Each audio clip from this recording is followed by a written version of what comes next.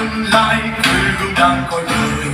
Tuổi trẻ hôm nay chung tay xây ngày mới, dù lên rừng hay xuống biển, vượt bão giông vượt gian khổ.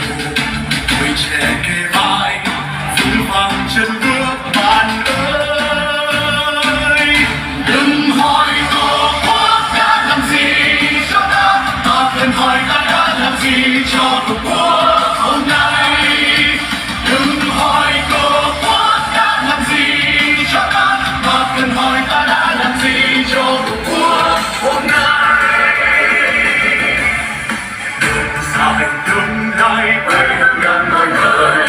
Tuổi trẻ hôm nay chung tay xây ngày mới, dù lên rừng hay xuống biển, vượt bão giông vượt gian khổ.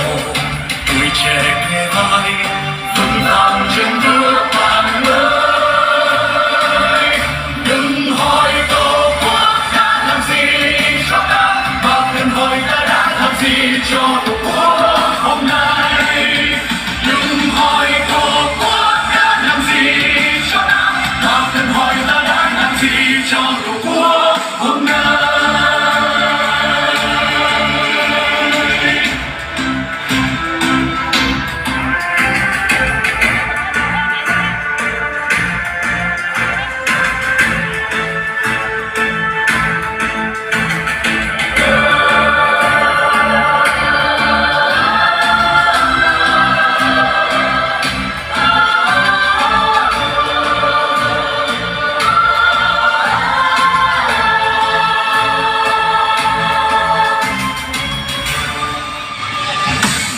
Dài tương lai quê hương đang coi đời. Tuổi trẻ hôm nay chung tay xây ngày mới, dù lên rừng hay xuống biển, vượt bão giông vượt gian khổ. Tuổi trẻ kề vai vững vàng chân bước bạn ơi. Đừng hỏi tổ quốc đã làm gì cho ta, mà cần hỏi ta đã làm gì cho tổ quốc hôm nay. Đừng hỏi tổ quốc đã làm gì cho ta, mà cần hỏi ta đã làm gì cho tổ quốc hôm nay. Đường dài tương lai quê hương đang ngồi đời.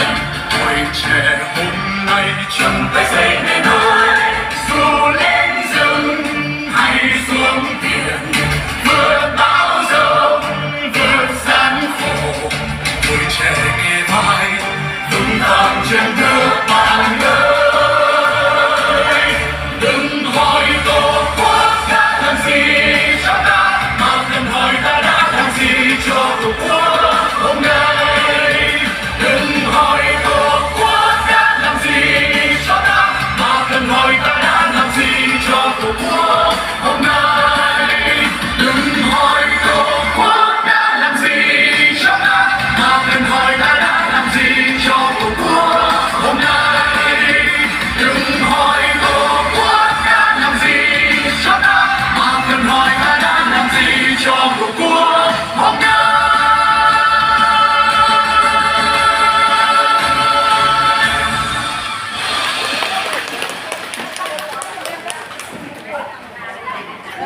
Xin cảm ơn.